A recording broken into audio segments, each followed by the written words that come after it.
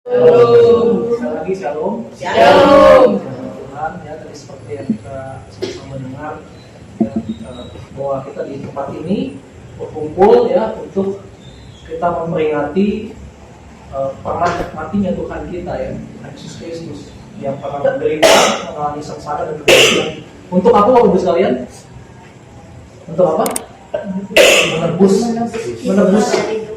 bukan menebus hutang-hutang kita di toko sembako, ya, tapi menebus dosa kita, menebus jiwa nyawa kita, Bapak Ibu sekalian ya, yang bukan tidak bisa kita ukur dengan materi, ya, tidak bisa kita ukur dengan jabatan, ya kan, terus kepopuleran kita nggak bisa. Kita sama-sama sampaikan bahwa Yesus Tuhan yang lahir ke dunia ini, Dia datang tujuannya untuk menebus. Kita kadang mengucapkan itu dengan enteng ya. Kita bilang untuk menebus dosa manusia.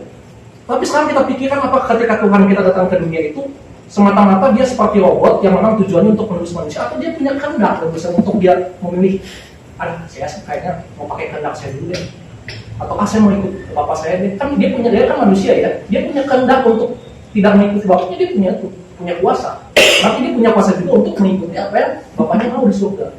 Sama seperti kita, misalnya di dalam kehidupan kita kadang-kadang kita ada perasaan kayaknya ikut apa yang saya mau lebih enak ya daripada apa yang maunya Tuhan. Benar nggak? Kan kita selalu berperang dalam hidup ini, benar nggak? Ada dua sisi, kita mau ikut Tuhan atau mau ikut kehendak sendiri.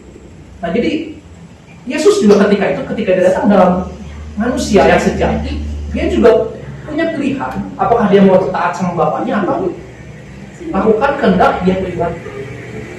Kalau dari mana apakah saya cuma mengada-ngada? Enggak, kita lihat di dalam Lukas ya, Lukas pasal 22 ayat 42 sampai 44. Ada dua ayat yang saya ingin perlihatkan.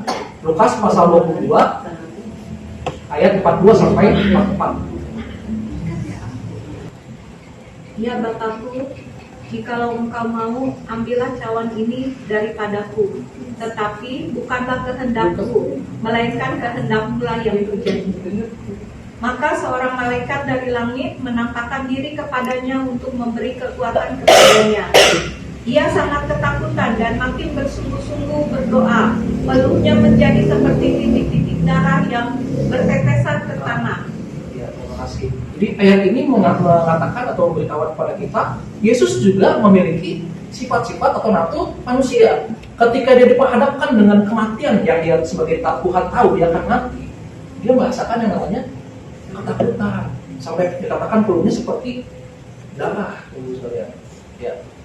Kita bisa membayangkan ya, misalkan Yogi besok udah tahu nih Yogi akan mati kecelakaan, wah bisa dibayangkan ya. Opung misalnya, amit-amit ya, misalkan besok udah tahu nih kayaknya bakal kecelakaan di jalan, pasti merasakan takut nggak Sarah? Pasti nggak tahu. Misalnya Opung tahu nih besok akan mati, akan Siapa yang bilang? kalau Opung punya kemampuan seperti itu pasti kan serem juga kan Opung ya? Serem. Nah iya kan? Nah Tuhan kita, Tuhan Yesus, Dia punya kemampuan itu sebagai yang ilahi. Dia tahu besok akan mengalami yang namanya sengsara, disalib, ya kan? Ya kita manusia terbatas, nggak bisa, nggak ada yang tahu ya, ya.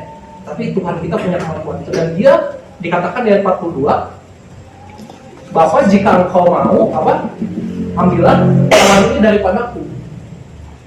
Jadi Yesus walau menurut kehendak dia bisa minta sama bapaknya, Tuhan tolong dong ambil, Bapak tolong dong ambil cawan ini.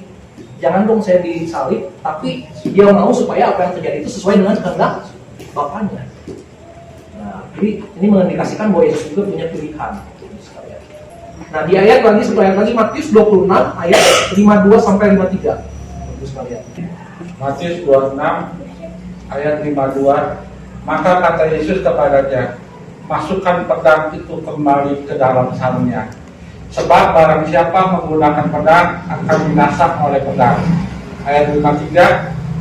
Atau kau sangka bahwa aku tidak dapat berseru kepada Bapakku supaya Dia segera mengirim lebih dari 12 pasukan malaikat membantu aku. Nah, ayat 53 kata Tuhan Yesus, apakah aku tidak sanggup untuk meminta kepada Bapa untuk mengirim 12 pasukan, ya kan, malaikat untuk membantu saya? Membantu dari mana? Membantu dari lepas dari penyaliban. Kalau Yesus mau, Dia minta sama Bapaknya bisa. Tapi Yesus lakukan nggak? Enggak, ya kan? Kalau Yesus mau, Dia bisa. Nah ini lagi-lagi Yesus artinya punya pemilihan, dia mau pakai kehendak dia sendiri atau kehendak Bapaknya. Nah ini untuk apa Bapak Ibu sekalian kita belajar tentang ini, supaya kita dalam kehidupan kita juga mengenal, mengerti bahwa ternyata Tuhan kita juga punya atau pernah mengalami yang namanya diperhadapkan dua pilihan. Karena hidup kita ini selalu diperhadapkan dengan dua pilihan, antara pakai nafsunya kita serangan, kita sendiri ini, atau pakai kehendaknya Tuhan mau. Dan apa sih tujuan kita di dunia ini? Mungkin nanti ada yang bilang, oh saya untuk menyembah Tuhan, saya untuk memuliakan nama Tuhan. Iya benar. Memuji, menyembah Tuhan. Atau ada yang punya jawaban lain mungkin? menyenangkan hati Tuhan. Gimana? Menyenangkan hati Tuhan ya. Benar, menyenangkan Tuhan, menyembah Tuhan.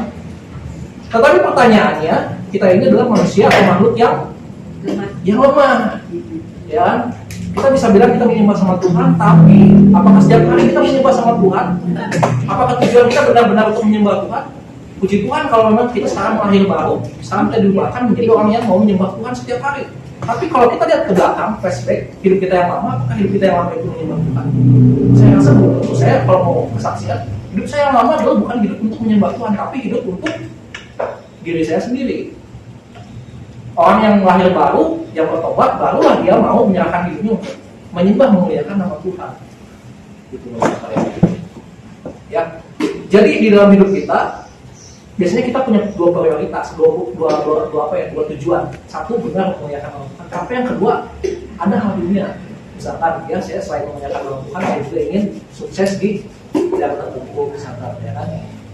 Siapa pengennya bekerja sambil memuliakan nama Tuhan. Bekerja sambil memuliakan nama Tuhan, masih ada bekerjanya, masih ada cari uangnya. Tapi Yesus ketika dia datang ke dunia, kira-kira apa kehendak Yesus ketika itu? Apakah dia mau cari uang juga di dunia?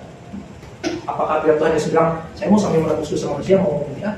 Misalkan jualan tenda, misalkan sambil menebus dosa manusia, itu nggak Tuhan? Atau saya mau misalkan mau jadi juru baptis orang yang bertobat lah, biar dapat penghasilan, misalkan gitu ya. Apakah seperti itu Yesus?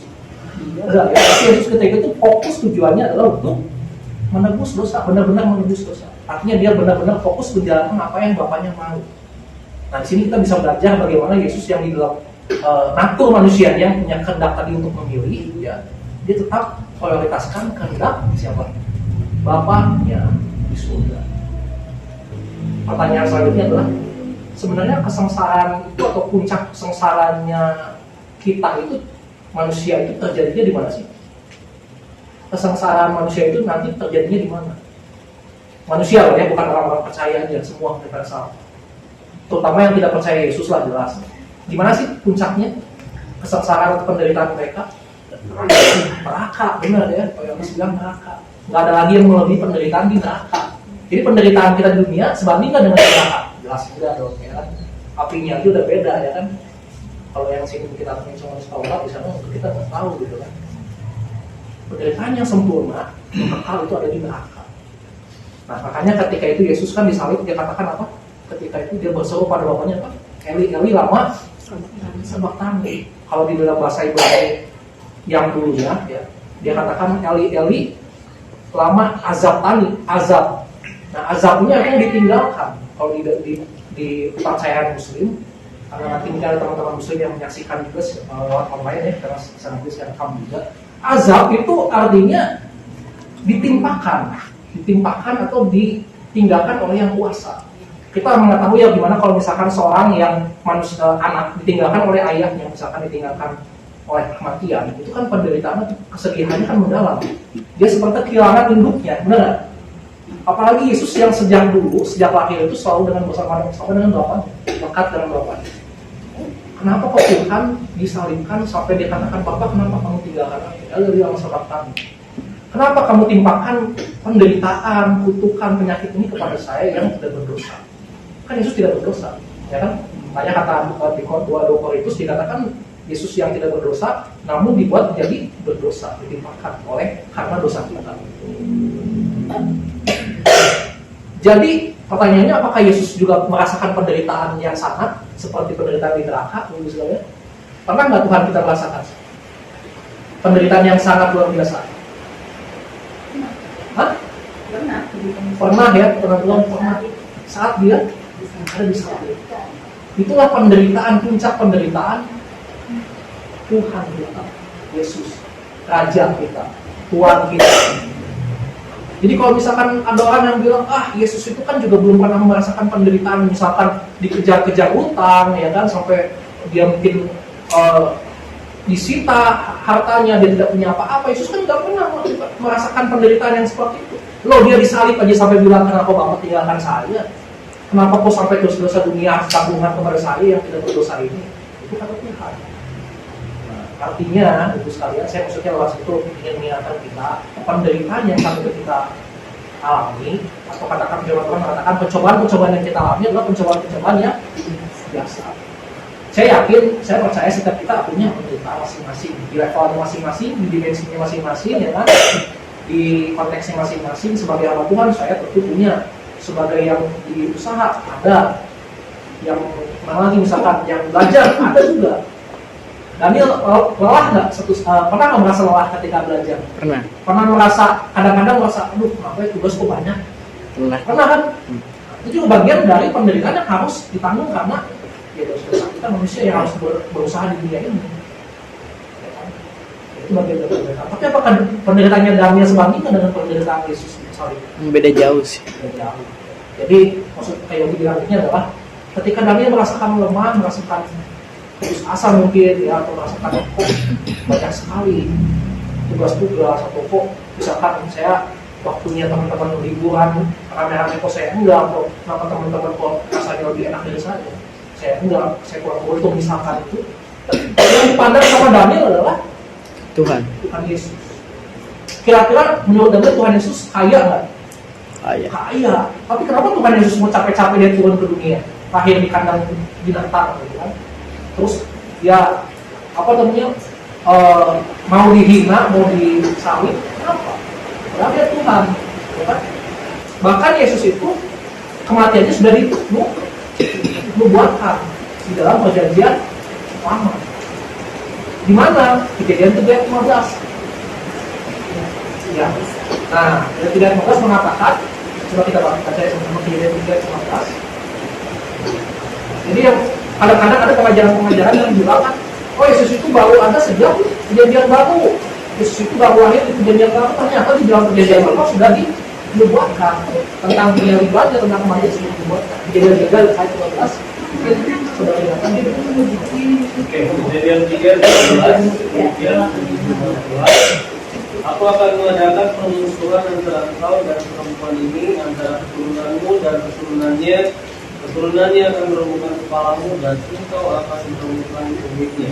Nah, ini siapa yang dimaksud di bawah? Ada keturunan perempuan. Ya, keturunan perempuan situ dalam bahasa Ibrani bukan jamak ya, kan perempuan itu kan banyak ya. Di Bible itu kan banyak ya, ada 8.000 sih, ya kan. Tapi yang dimaksud di dalam Kejadian 3:15 adalah satu orang singular, yaitu siapa? Maria yang akan melahirkan Yesus Kristus, yang akan meremukkan kepala singular. Hanya dia yang meremukkan kepala Yesus. Ada kata beda-beda yang tidak ada. Yang mengalahkan kuasa maut, yaitu dalam kebangkitannya nanti yang akan kita perlihatkan ini, itu hanya Tuhan kita. Nah, di Matius 22 ayat 43-44 itu juga adalah bukti bahwa sejak dahulu Yesus itu memang sudah dinubuatkan akan mati. Matius 22 ayat 43-44 ya. Katanya kepada mereka, jika demikian, bagaimanakah Daud oleh pimpinan roh dapat menyebut dia tuannya, ketika ia berkata, Tuhan telah berfirman kepada Tuanku, duduklah di sebelah kananku, sampai musuh-musuhmu kutaruh di bawah kaki. Bapa dan Yesus itu memang sudah ada sejak kekal ada. Kami Bapa dan Yesus kan saling bercakap-cakap di sana. Dan tidak ada, selanjutnya kita lihat ya, tidak ada yang bisa menjawab pertanyaan itu. Artinya apa? Apa yang dijawab oleh Tuhan Yesus nggak ada yang bisa. Apa yang ditanya oleh Tuhan Yesus nggak ada yang bisa jawab. Tidak, karena itu pertanyaan itu nggak di luar logika manusia. Sekelas Farisi nggak bisa menjawab pertanyaan itu. Orang yang hafal Taurat. Kan kita bayangkan, apakah setiap kita, contohnya di keluarga kita, misalkan melihat suami kita atau istri kita atau anak-anak kita berdosa, salah, kira-kira kita sanggup nggak nanggung dosa kesalahan dia, atau kita tanggung dosa-dosanya dia? Sanggup nggak? Nggak sanggup ya. Dosa-dosa kita sendiri aja susah, bener nggak? Dosa-dosa kita sendiri masih banyak, gitu. Gimana lagi kita mau menanggung ditambah sama dosa-dosa suami kita, sama dosa-dosa istri kita, sama dosa-dosanya anak-anak kita. Dan padahal dosa-dosa itu, sedikit aja dosa itu diperhitungkan sama Tuhan. Coba kita baca di Yehezkiel 3:14. Yehezkiel 3:18. Ini jelas ya. Ayat yang menegur kita. Yehezkiel. Satu, apa mendapat semua? Amin. Oke ya. Kita baca bersama-sama ya. Tunggu belum. Tunggu.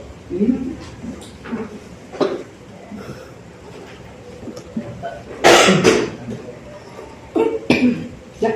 Yehezkiel 3:18. 1, 2, ya.